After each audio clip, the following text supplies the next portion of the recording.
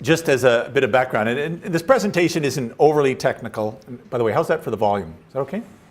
Good? Yep, okay.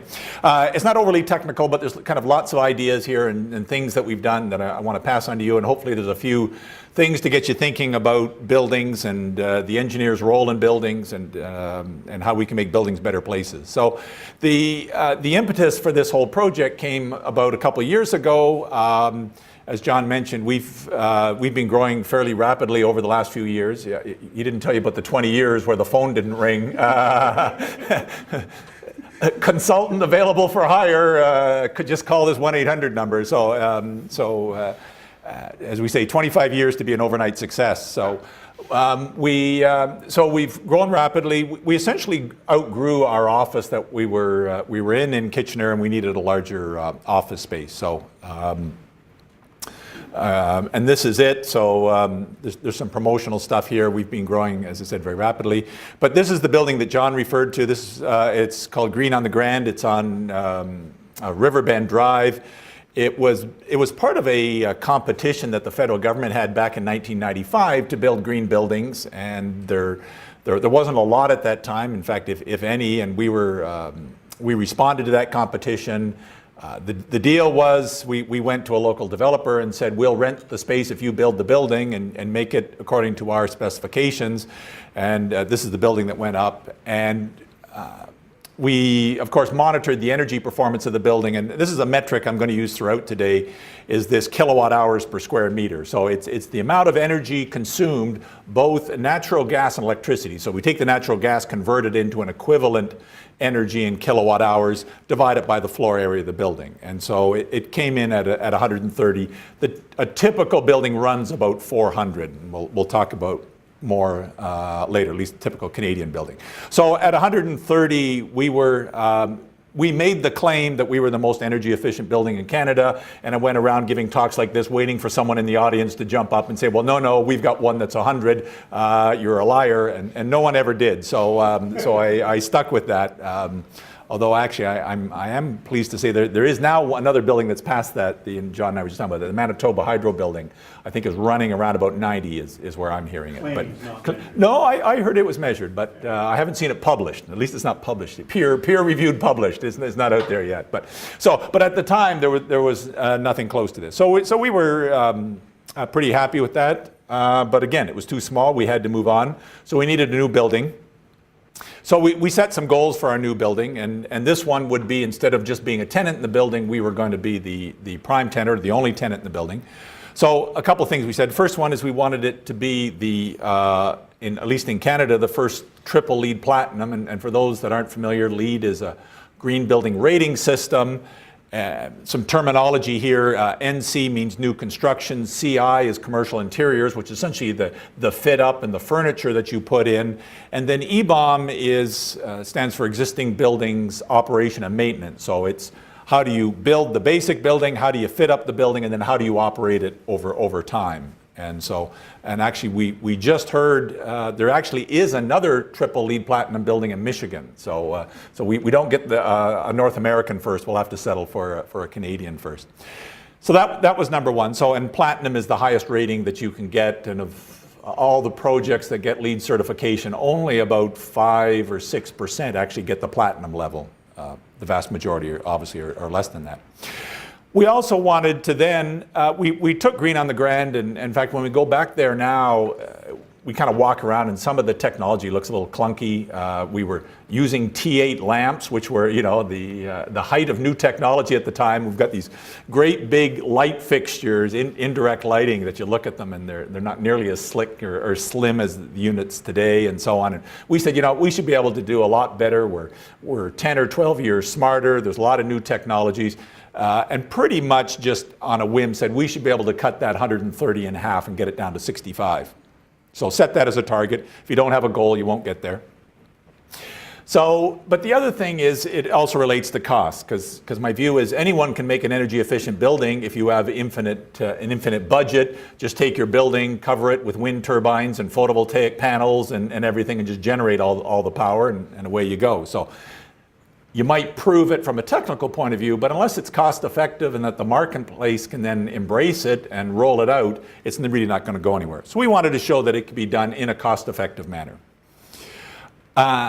Fourth bullet there is to provide a quality workspace. When you go and hear these lectures about green buildings, one of the benefits is to the employees, creating a more productive workspace for employees. And there's all sorts of various studies and guides that talk about you pay, it's a factor of 100 difference between what you pay per square foot for energy versus what you pay per square foot for the employees sitting in the building. So one of the tenets of green buildings is you never sacrifice thermal comfort or quality in order to get the energy saving. So that's sort of when we go back to some of the early sort of 1970s and 80s building, they were getting great energy performance by basically shutting off ventilation air, giving people little minor lamps for working on their projects and so on. So green building says, no, you don't do that. You want a quality workspace. So I drank the Kool-Aid and said, yep, okay, that's what we want to do to create an attractive, productive, and healthy workplace. And then lastly is revitalize the neighborhood. So you'll see that in a second. So it's also about there's a community aspect here as well. Acknowledging our team on it, the architect, Robertson Simmons Architect, which is a local firm in Kitchener. We provided a number of services. We did the mechanical, electrical engineering on it. MTE, again, a local firm, were the civil and structural engineers. We were the lead consultant. We also did the commissioning and energy performance monitoring, and I'm going to show you some of those results. Elemental Design, Interiors, and Landscape Roth Associates. Oh, and Malo Blamey were the contractors. So this is essentially the final product. So it's called a grander view. So there's a little bit. The earlier one was called Green on the Grand, and Grand referring to the Grand River. So we were right on the Grand River. So we had this one, and we're actually 2 building lots upstream of our old building, also on the Grand River. So we had to come up with a clever name. So there's a double entendre here. So it's a grander view. So it's still on the Grand River, but a grander view of our last building, if you like.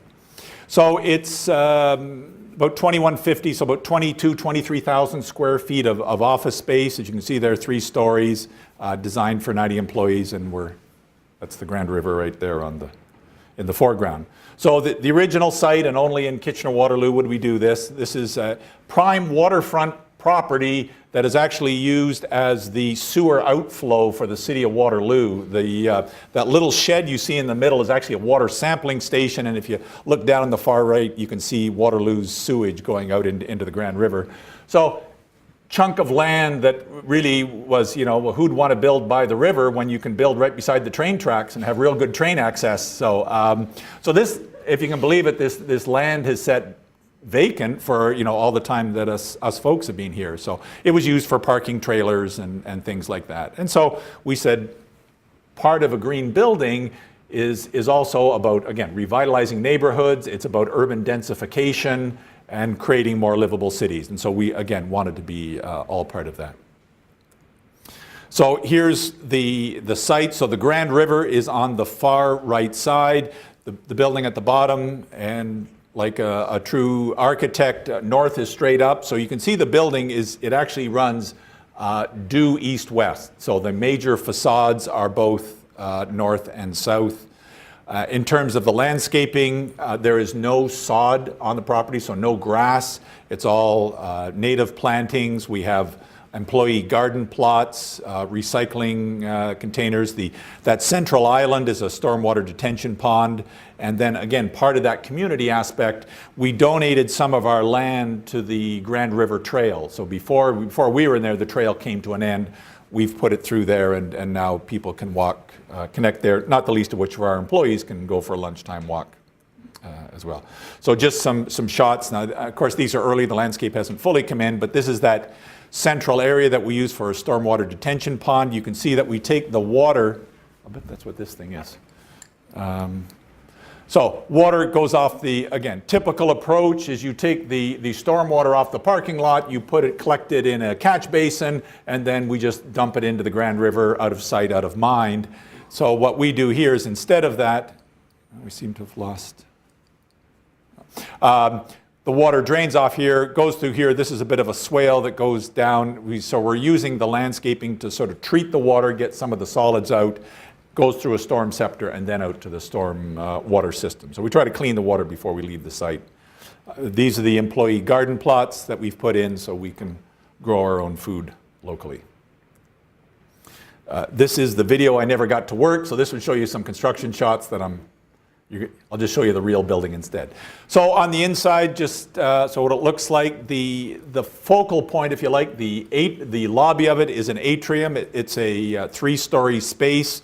We had this piece of artwork commissioned, and again, that's part of green buildings, that attractive part. This is an artist in California, and it's the artist's representation of the Grand River, and this is supposed to represent the spring melt. And you can see it's kind of blue and white for the ice, and you go through here, it turns blue, and then by the time you get down to the fall, it's starting to fill up with algae and looking a little greenish or whatever. But so we put that in there. Interestingly, and here's research projects we're talking about. So this is a skylight we put in there to provide natural lighting in there. And initially, the concept called for vertical glazing was sort of a top hat. So you put in glazings north and south and a little roof over it, an overhang, and you shade it.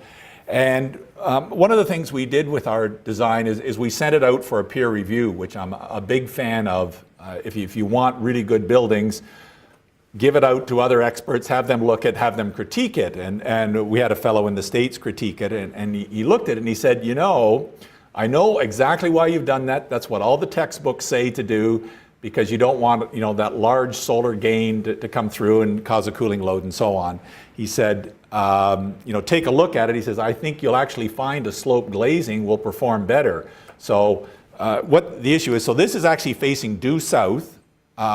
This is a solar control glazing. So this is the, John will know this, Solar Band 70. So it has a glazing that has high daylight transmission, but it cuts out most of the solar heat gain. But the issue is, had we put it vertical and put an overhang on it, because that's not the optimum angle, we would have gotten a lot less natural light in there.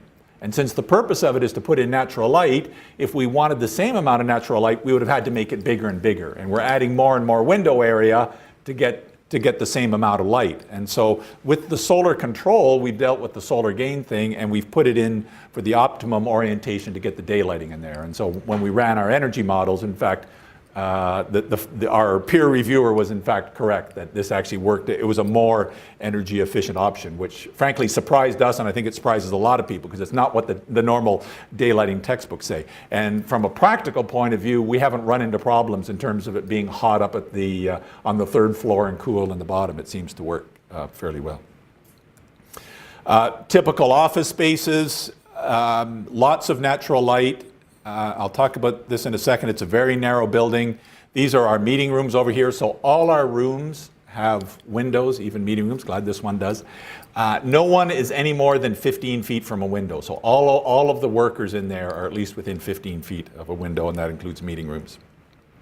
Again, typical office layout, fairly generous workstations. These are casement windows, so operable windows, so that if it's a beautiful day, you can open the window.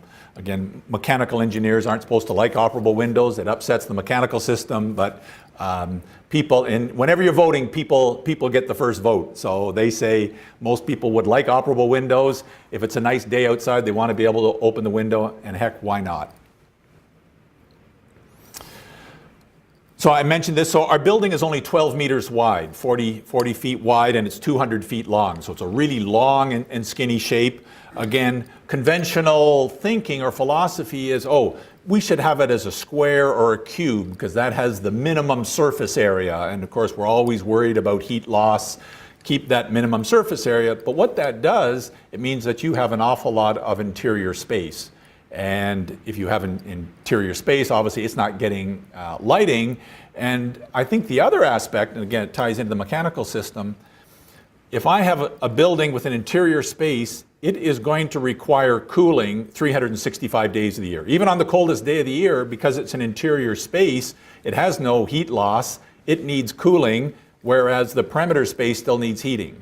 And frankly, most of mechanical engineers spend their career trying to figure out how can I deal with those two issues of some of my building needing heating, some of my building needing cooling. And so they have to devise fairly complicated mechanical systems to meet those two needs. And invariably, they end up being extremely energy inefficient because you're doing both heating and cooling at the same time.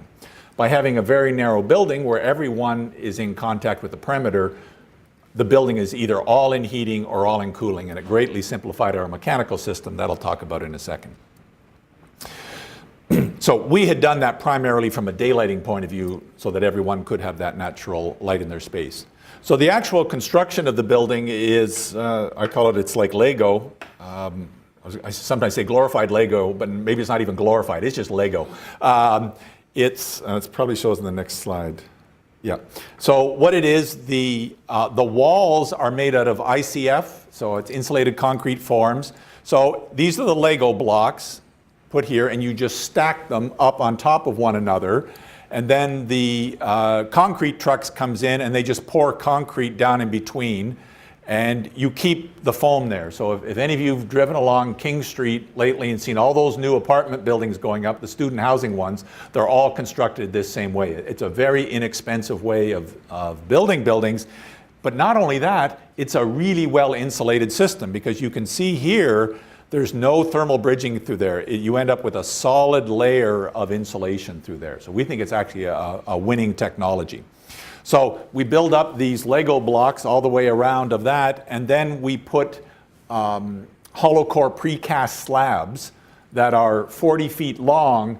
We just plonk those on top so that in fact there's no interior columns in our building. So all the interior designers love that because typically interior designers spend all their lives trying to work around columns. Okay, I see you've got a little cantilever here or something going on.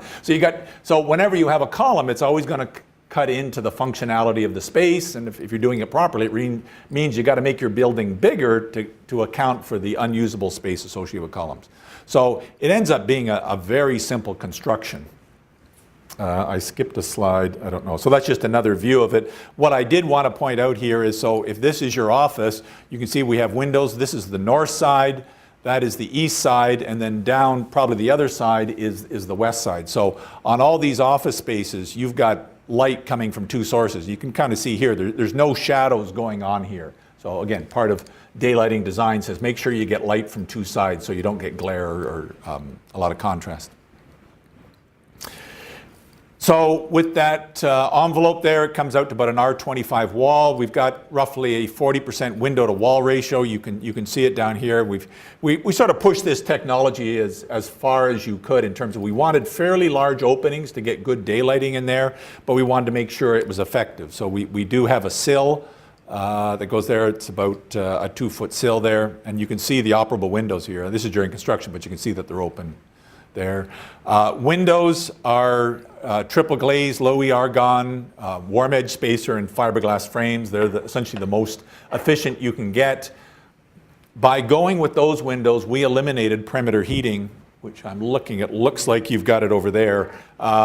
It's kind of it's sort of classic how not to design a building, no offense to anyone around here. You put in really lousy windows that lose a lot of heat, and then you say, how do we make up for it? Oh, let's put a whole bunch of heaters along there to make up for the lousy windows. So our kind of thing was, well, why don't you put in better windows and get rid of that perimeter heating? So, and what ends up happening is, yes, the windows cost more, but you save more on the mechanical side, so you end up ahead of the game from a cost point of view. Some of the other technologies we put in there, and we were talking about this earlier. So we have automated blinds on the outside. So here you've got blinds, but they're on the inside. The problem with the blinds on the inside is typically you put them down to deal with solar gain or solar control. So you put them down, but the blinds will absorb the solar radiation. So they deal with glare, but they don't deal with getting rid of the solar heat, because the solar heat's already gone through the window, it's in the space, your air conditioner is going to have to get rid of that. If you put it on the outside, it then deals with the glare, and anything that's absorbed there will get lost to the outside, so it doesn't increase your cooling load. So these are all automated, so it's done on solar radiation and wind. So if there's direct solar radiation on these, which would cause a glare problem and undoubtedly a solar heat gain problem, those blinds will come down. We've got a 6 kilowatt photovoltaic system on the roof to generate some power for the building. On the water side, we use a rainwater cistern. So we have a 30 cubic meter rainwater cistern. So we collect the rainwater off the roof. It goes into the cistern, and from the cistern, it provides almost all of the water for our toilets, urinals, and there's even a hose bib outside for the employee garden. Again, this is a typical washroom, so we've used the most efficient fixtures you've got. We wanted to get the water heating load down on the building. So again, all Energy Star fixtures throughout. And then another one that was kind of, it seems like a no-brainer, it's just never done. When we look at the office of today, you get to sit in the front row. It's when you come 20 minutes in. Oh, you brought me a sandwich, thank you. Better than an apple, right? Yeah. So the office of today is pretty much, it's all server-based. It used to be there was a computer on every desk, and of course there was a lot of heat gain associated with that, and you'd have to figure that into your mechanical system. Now pretty much what happens, it's laptops on desks, much less power, but all you've done is move the power down to your server room. So we, like pretty much every other office now, we have a large server room in our office. Server rooms require cooling, again, 365 days of the year, just a lot of heat given off by these server spaces. The vast majority of buildings then just are dumping that heat outside. They will run air conditioners all year long to get rid of that heat. So what we said is, well, that's kind of a waste to get rid of all that good heat. So we have put a heat pump in there. The heat pump cools the server room and then provides hot water for our showers and our faucets and so on. So it's pretty much of a no-brainer. It doesn't do much. And then what we do is we have small electric tanks locally that just provide that top-up in there, and we don't have a recirculation loop. It's also shut down in unoccupied hours. That'd be the electric tanks. The ventilation system, we use a technology called earth tubes. It comes out of Europe. It's used over there, I'll say a fair bit, fairly new to North America. It's, again, pretty basic, and you can see the construction going in here. So this is concrete sewer pipe, and then this goes up here, and eventually the soil will all fill in here. So fresh air for our building comes in, goes down across and into the building, and what we're using is the thermal mass of the ground to either preheat the air in the winter or pre-cool the air in the summer. So the earth is a great big thermal flywheel. So, I mean, that's why all our water supply, we bury them 3 or 4 feet underground, because the ground there it doesn't freeze. It's pretty much constant temperature year round. So we're taking advantage of that, using this to temper out the air and reduce both the heating and cooling load on our supply air. From there, the air goes into ERVs, which are energy recovery ventilators. They're just heat exchangers that I take the exhaust air from the building that's going out from the washrooms. I'm using that air to preheat the fresh air coming in. I don't transfer the air, I just transfer both the heat and the humidity. And then that's it. We just blow the fresh air in. It pretty much doesn't need much heating and cooling after that point. The actual heating and cooling system, we're using a technology called variable refrigerant flow, or VRF, widely used in Japan. And what it is, these are essentially the heat pump units. There's 3 of these on the roof, and then there's a series of essentially fan coils connected throughout the building. So I think we have something like 60 of these little fan coils. They're all strung together with refrigerant piping. So the refrigerant piping is that very small, it's like 3/8 of an inch diameter piping that connects all these, and refrigerant runs through it. So there's no water piping in our building for heating and cooling, it's just this refrigerant. So if it's a cold day, these things run, they will pull heat out of the air, produce heat, and that's how we heat it. flips over in the summer and reverses. Each one can either be, one can be in heating and the other two can be in cooling or whatever, it does that. But one of the beauties is we have all of these individual fan coils. So if you remember back, I said we designed it for a staff of 90 and we have 60 of these things. So we've got essentially one thermostat for every 1.5 people in our space. Typically, I dare say in this room, we have one thermostat for, whatever we got, 50 or 60 people. And that's pretty typical. And trying to get the cost of mechanical systems down, you try to make zones larger and larger and rely on one thermostat to heat a whole area. And engineers are funny. We have this, there's a standard, it's called ASHRAE 55, which is the thermal comfort standard. And you're supposed to use it when you're designing buildings to make buildings thermally comfortable. And the benchmark they've set is 80% satisfaction. They know we do a really lousy job of designing mechanical systems. So if we can get 80% of the people happy, i.e. 20% of the people are unhappy, we consider that's a good job. Okay? You can imagine if Toyota or GM selling their cars said, well, 80% of the people are happy with their cars, 20% hated their cars, they'd be out of business. But somehow we've grown to accept this frankly mediocre standard for thermal comfort.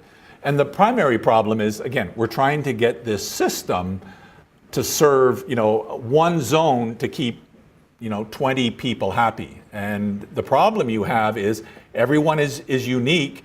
Whatever setting I put that thermostat to, and I ask people to vote, are you too hot or too cold? I'll have some people say too hot, some people say too cold. You need individual control to meet the requirements of people. And so that's what this does. Okay, we talked about these. That's just what these individual units look like, and they each have a thermostat connected to them. One of the other interesting things we've done here is, we're probably all familiar with occupancy sensors. Great technology. If you come into the room, the occupancy sensor sees you're there. Oops, I guess if you're here, you want the lights on. It turns them on. When you go, you're no longer there. It turns the lights off. Great control mechanism for lights. And what we said is, well, here's a technology, pretty robust, pretty reliable, pretty cheap. They're only about $30 or $40 a sensor. Why are we only controlling lights? So what we have done is all our fans are controlled by this occupancy sensor as well. So if everyone goes home, or if everyone goes home in a zone, and all the occupancy sensors say no one is here, we shut off the ventilation system. We also have it go into setback mode. No one's here, don't need to do it. Typically, how it's done in buildings, you probably have this in your own houses, we put in thermostats, we put in time clocks, right? Okay, people might show up at 6 o'clock in the morning, so I better turn the fans on at 6. They may not show up till 8 or 9, but because I don't know, I have to set up at 6.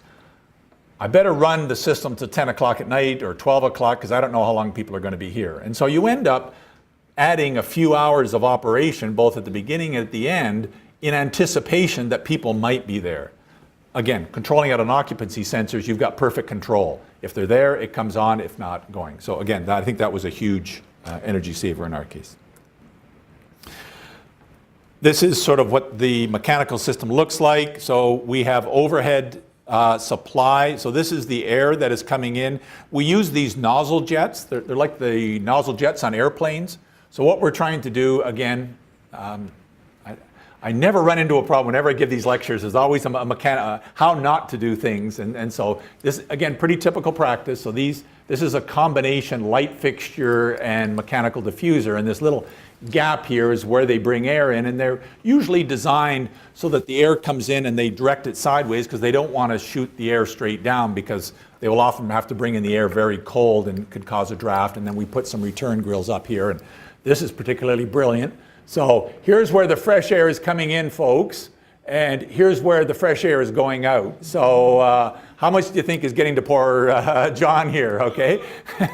So I must take a picture of that. That's one of the best I've seen. So usually we put them at least 2 or 3 feet apart, but they didn't worry about that. So again, we like this idea of the nozzle jet. So here's my fresh air. The people are down, closer to floor level. Let's shoot that fresh air down to them.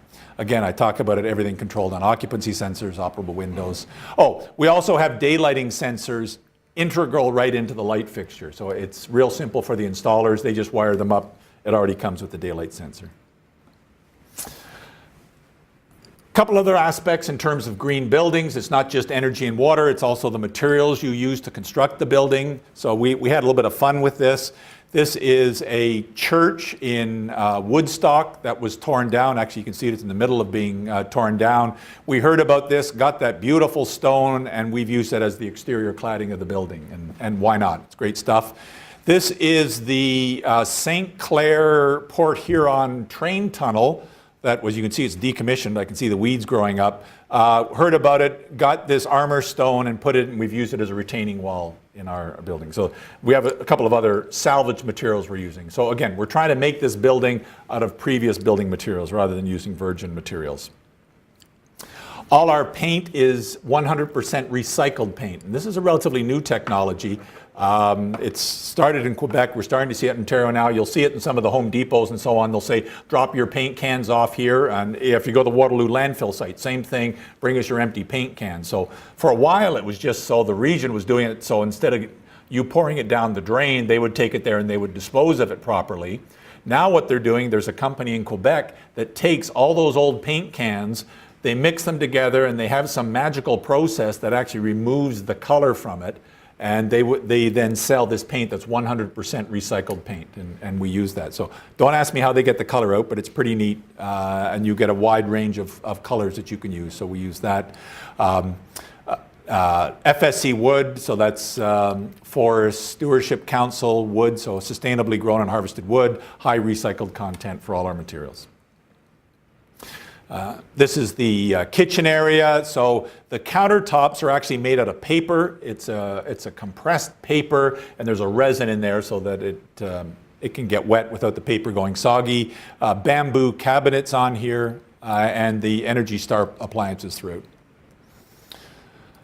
Construction waste, almost all of our construction waste was then recycled, reused for something else. We have a composting program in our office, so all our kitchen waste and so on is taken, put out in a compost bin to be done with. And we have a neat photocopier that is a no-waste printer, that there's no cartridges with it. It's just like a resin stick you put in. Just use that for your ink. So in terms of performance, this is a note, operative word here, predicted performance. This is what, when we completed the design, did our energy model, how did we think it was going to perform? So we were looking at 80% energy savings. So a conventional building would have used roughly $60,000 in annual energy costs. We were hoping to come in under $20,000, and you can see that's the various end uses that we've cut down. Same thing, 80% water savings over a conventional building, and we were targeting 61 lead points. It's out of 70 is the maximum you can get. There's one other building in Canada that got, I think, 62 or 63, so it would be the second highest number of points on a building if we achieve those. These are, again, just some more of the numbers. A couple of key ones here. 99% of the offices have what do they call view to the outdoors. I'm not sure what the 1% is. And 98% had daylight to their office. So this is the real fun graph. This is where the rubber hits the road. This is the monitored energy use of the building. So building was designed, constructed. We moved in the end of September of 2009. So we've been in for about 16 months. This is that same metric I talked about earlier. Actually, it isn't. This is kilowatt hours per day, but same thing, equivalent energy. The green line is what our computer simulation says. This is what the model says, and you have to understand about the model. The model assumes perfection. It assumes all the occupants behave perfectly. It assumes all our insulation was put in perfectly. There's no gaps in it. All our mechanical systems are operating perfectly, and so on. And so we know from experience that that green line really represents the optimum. If everything's working perfectly, that's where you should get. What we find is, well, you're probably going to be typically 15 or 20% higher of that because of all the sort of things that happen in real life. And that's what this red line is. And so you can see up here, that's what we were calling expected performance. Based on our experience with other buildings, we thought it would follow the red line. The blue line is, well, that's where we think this represents that represents a high, this represents a low. So we would expect to fall between the green and the blue lines. Okay, so that's what we produced before we had any monitored results. So the black line here with the dashes is the actual energy use on a month-by-month basis. And you can see first few months, well, look at that, bang, we're pretty much tracking the red line, which is where we thought it was going to be. Interestingly, it starts sneaking up a little bit, but then we start tracking down. We're getting the red line. We're actually now going below. We're actually slightly below the green line and actually following it extremely well, tracking it very well. So there's a whole bunch of things going on here. First off, and this is very typical, when you move into a building, even our building, which was probably engineered to death, the stuff you put in never works perfectly day one. You've got to go and commission the building. And that's one of the tenets of LEED is about commissioning. You have to, if you put the stuff in, it isn't going to work perfectly day one. Any kind of sensors you put in are going to be installed with the factory settings. You have to go in and adjust them to match your what your needs are and so on. So throughout this period, this first 4 or 5 months here, we were going through that commissioning process, getting things to work properly. And that's where you're seeing here from going from the blue, we were actually improving over time as we were getting that system to work better. Secondly, if you sort of corrected for that, you can actually see a pretty good match between our predicted number and the actual number, which at least gave us a lot of confidence in if you can get the inputs right into your software, it's a pretty good predictor of your energy use. So we ended up, once we got it, working perfectly, it was actually pretty much matching what we said.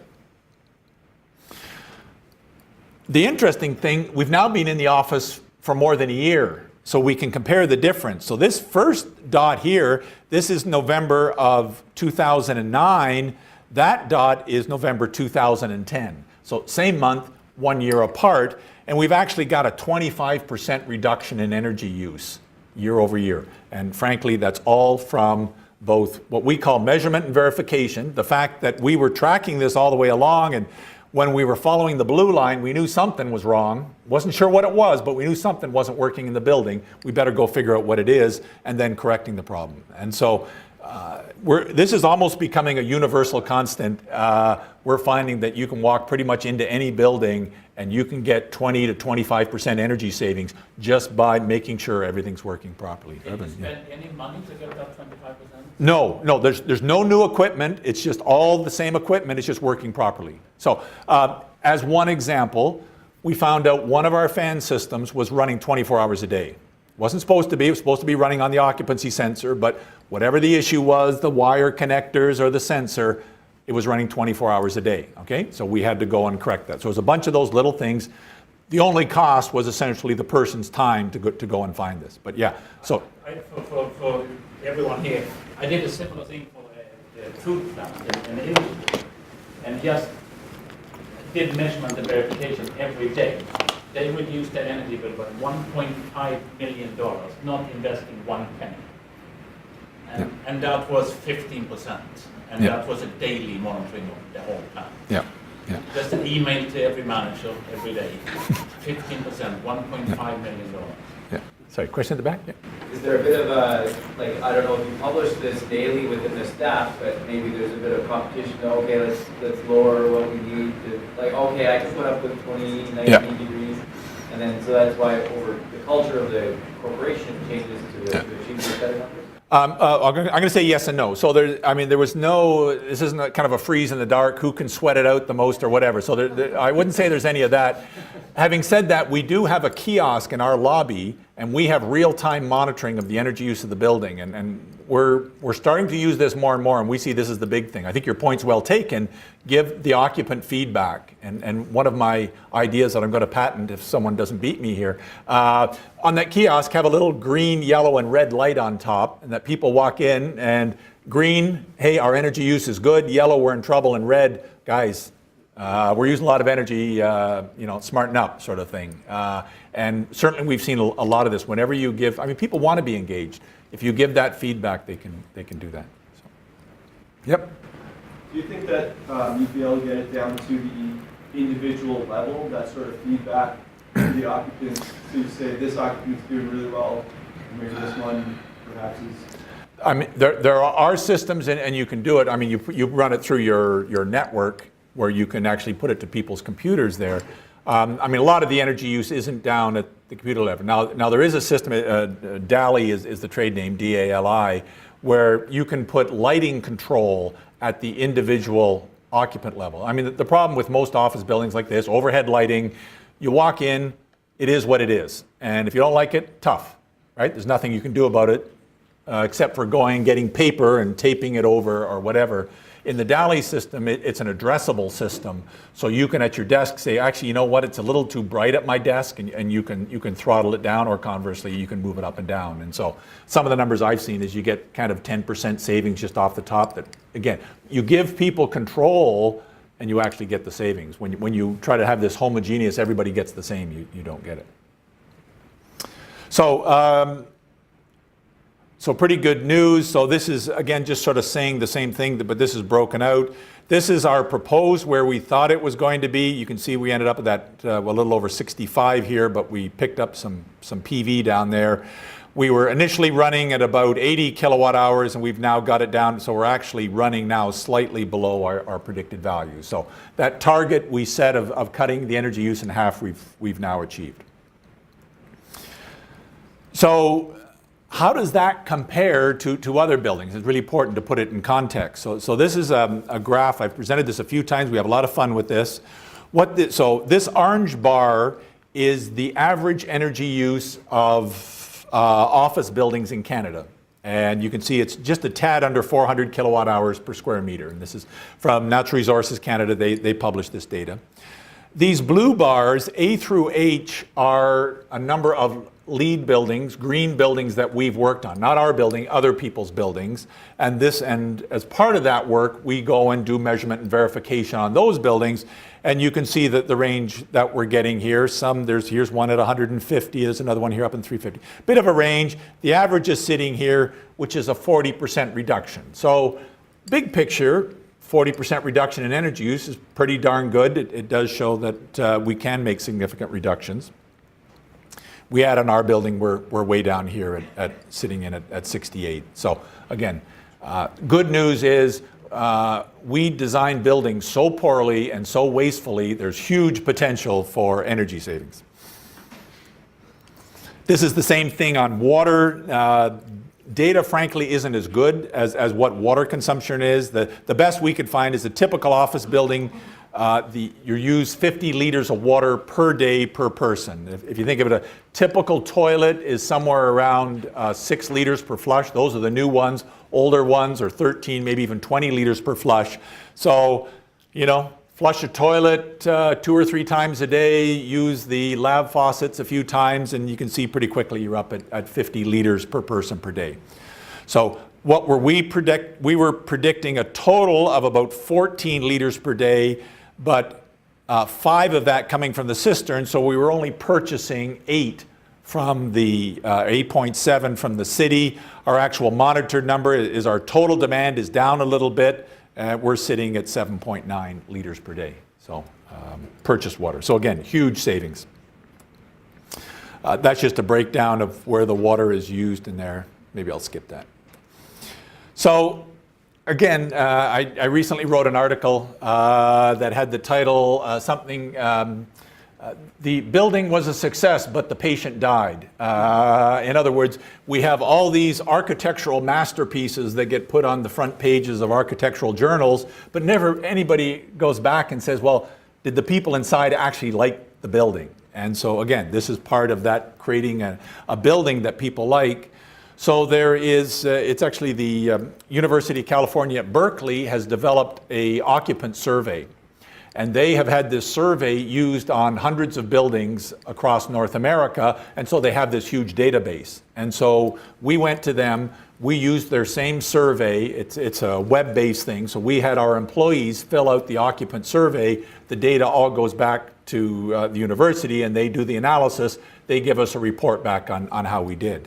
So it asks a number of questions, it's fluffy if you like, it's how happy are you with the lighting, the acoustics, and it's the standard, very satisfied, somewhat, hate it, and so on. So these were the numbers that we got back, and you can see general building satisfaction 100%, lighting 96, cleanliness, air quality, all the way down. In fact, the only one that was really poor at all was acoustics, and I'll talk about that in a second, down at 49%. To me, more interestingly, it then puts you on a percentile. Of all these other hundreds of buildings that they've done across North America, where do you rank relative to those, okay?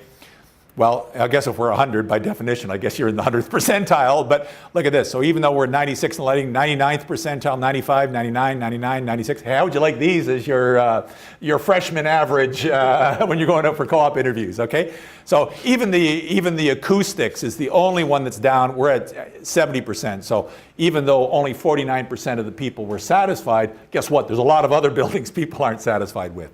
So again, I think it just speaks to the concept we had, and I think, frankly, this should become mandatory on all buildings. And did the people like the building? And if they don't, then you didn't do a very good job. I don't care how many little architectural awards you have in the lobby.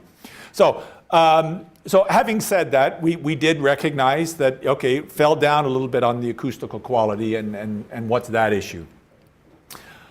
The design of our system is. There's essentially no white noise in our office. And if we're all quiet, you can hear the white noise here, that little hiss. You can debate whether it's purposely designed into the system or not, but it's a sound masking technique. And we do have a fairly open office concept, so we do get a fair bit of noise transfer from one workstation to a next and so on. And I think that's where the comment was coming from. So we did a couple of things. One was that we actually did put in a sound masking system in some of those critical areas where that was important. So this is just a summary of where we are. So actually first year monitored results, energy savings. Again, post-commissioning, we're at 83%. Remember, our target was 80. Water savings target 80, we're sitting at 84%. So usually when I give this presentation, there's usually somebody in the audience that says, yeah, well, that's all great, but what does it cost? I can't afford a building like that. So these may not mean an awful lot to you, but the cost of the base building was $180.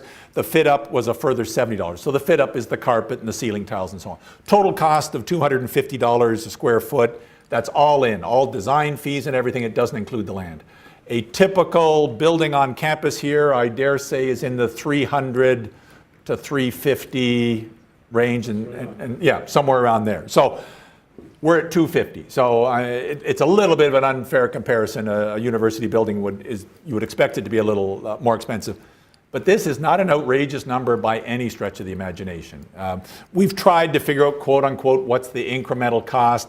It's in the order, maximum might be 10% on the building. But based on that pricing, we're doing a market rent of $18.40 a square foot. Again, phone the local realtors. That's pretty much the going rate for space around here. So, and we're feeling that we got this building at pretty much no extra cost, minimal at best. So that was kind of the building side of things, and so we were actually feeling pretty good about this, and we said, life goals, create most energy efficient building, check. And so we said, well, if we can do that, why don't we be carbon neutral? That's the buzzword these days. I mean, look we're most of the way there with our building. This should be pretty easy. So we joined Sustainable Waterloo, organization here in town, which is promoting sustainability among businesses. And we pledged to be carbon neutral in 5 years. And they have an interesting rule that I like that says you can't be carbon neutral by buying your way out of sin.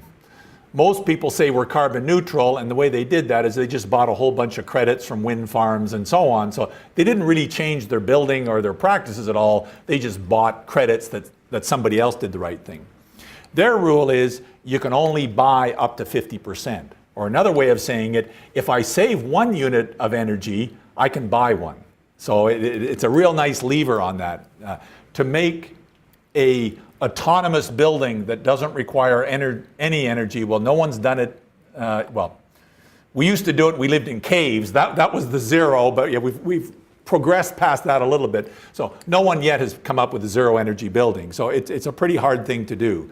But this at least is feasible. If I can get it down half, then I can at least buy the other half. The catch is in being carbon neutral, it's not just the energy use of your building, it's everything you do. So it's your materials that you use, the paper for your photocopiers, it's travel, commuting, and all those sorts of things. So we said, sure, that should be easy, no problem, we'll go for that.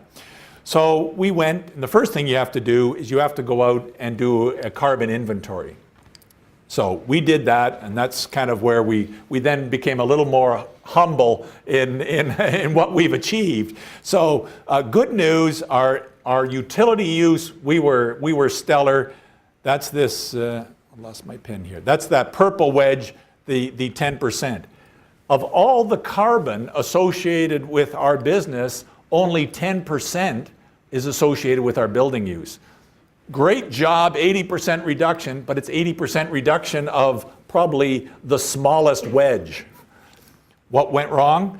51% of our carbon footprint was commuting, so that's people driving to and from work. And we were talking about this earlier.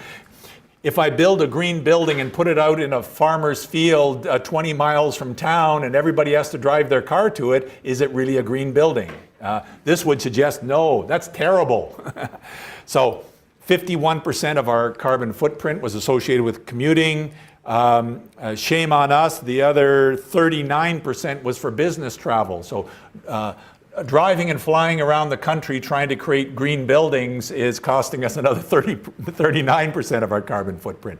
So although we set this great goal of going to zero, we've dug ourselves a really deep hole to get into. So what have we done?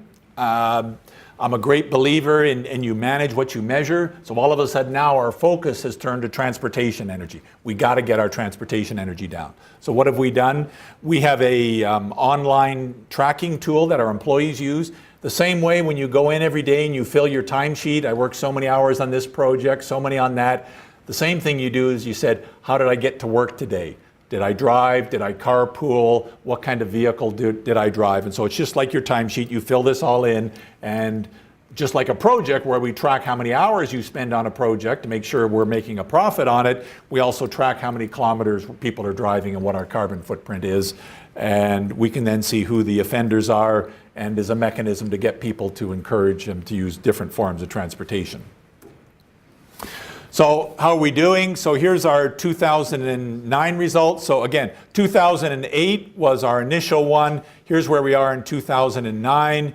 We've got a 28% reduction in that. And you can see again, the big chunk there was this lowest bar, which was the commuting. So we've done a number of things. So one is this transportation tracker. So people are doing it. We've also introduced a hybrid incentive that we give up to $3,000 per employee to buy a hybrid vehicle so that they can use that instead of their Escalade or whatever to get to work. And in addition to that, there's a further 11% reduction. We purchase green power for all of our facilities. So our sort of next steps, our ultimate challenge or solution is these two fellows here made use of the Grand River and actually commuted to work by canoe. So that's, if you locate on the river, you can do that. So we now have a car share. So we have Grand River car share is now on site. We've purchased a company vehicle, which is a hybrid vehicle, so that even though you drive your Escalade to work, shame on you, at least if you're going to go out to a meeting in Toronto, you can take the company hybrid car. And so we're continuing to work on that to get our goal of 50% reduction. Some of our ongoing operations, all our paper 100% recycled, organic coffee, green cleaning, all that good stuff. And then this is the green incentive program that we've instituted for the employees. So all employees are eligible for this. So this is the up to $3,000 for a hybrid vehicle. We pay people for, if you want a bus pass or transit pass, we'll pay the cost for that. We give out free rain barrels and composting bins. We have organic lunch program. We have bicycles. We have company bicycles on site. If people want to bicycle to a meeting, they're all available there. So let me just wrap up here with sort of conclusions from this little journey that we've been on. So number one, sort of, you can take it as a good news or a bad news. Huge reductions are available in energy and water. And I hear it all the time, politicians talking on TV about, oh, that Kyoto, really hard number to meet. I don't know if we can get 6% reduction. That's going to be tough. So we get 80 kind of, and did it at essentially no incremental cost. So I don't buy any of that. Big one, and this is the battle we fight all the time, is people are looking for silver bullets. What's the technology that's going to save us?